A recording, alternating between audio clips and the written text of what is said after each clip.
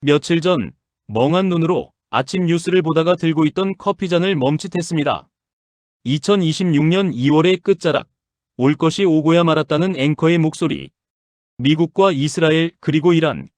화면 너머로 붉은 섬광이 번지는 걸 보면서 솔직히 가슴 한구석이 철렁 내려앉더라고요. 무심코 열어본 환율창은 1480원을 향해 널뛰고 있었습니다. 아, 정말 남의 나라 이야기가 아니구나. 내 평범한 삶의 한가운데로 커다란 파도가 덮쳐왔구나 싶었죠. 도대체 왜 이렇게까지 된 걸까요? 가만히 생각해보면 이 비극은 어느 날 갑자기 하늘에서 뚝 떨어진 게 아닙니다.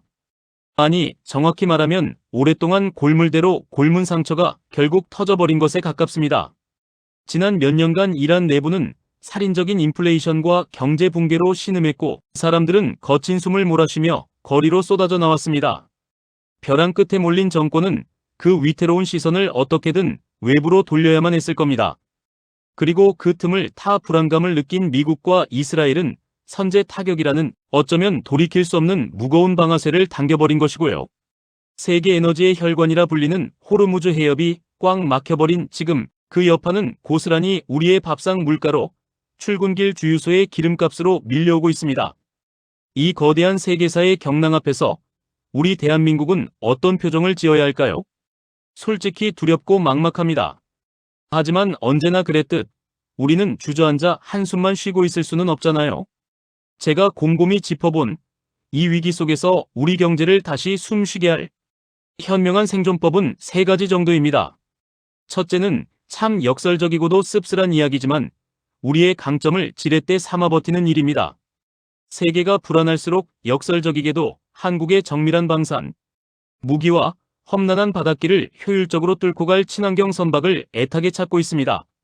누군가의 불행과 전쟁을 경제적 기회로 삼는다는 게 마음 한구석을 무겁게 짓누르지만 당장 내 이웃과 가족의 삶을 지켜내야 하는 국가의 입장에서는 이 방산과 조선업의 흐름을 놓쳐서는 안 될 핵심적인, 아니 절대적인 생명줄입니다.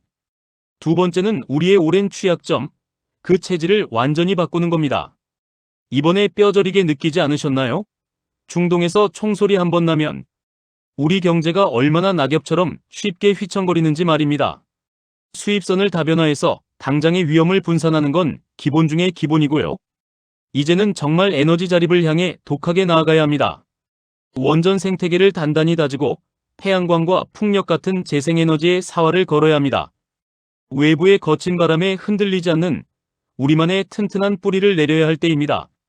마지막으로 가장 간절하게 바라는 건 바로 우리 옆에 있는 평범한 사람들을 지키는 일입니다.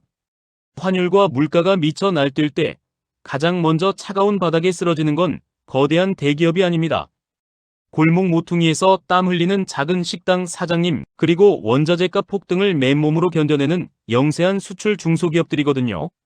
과거처럼 시장에 무작정 돈을 흩뿌리는 건 오히려 물가라는 불길에 기름을 붓는 격이 될 겁니다.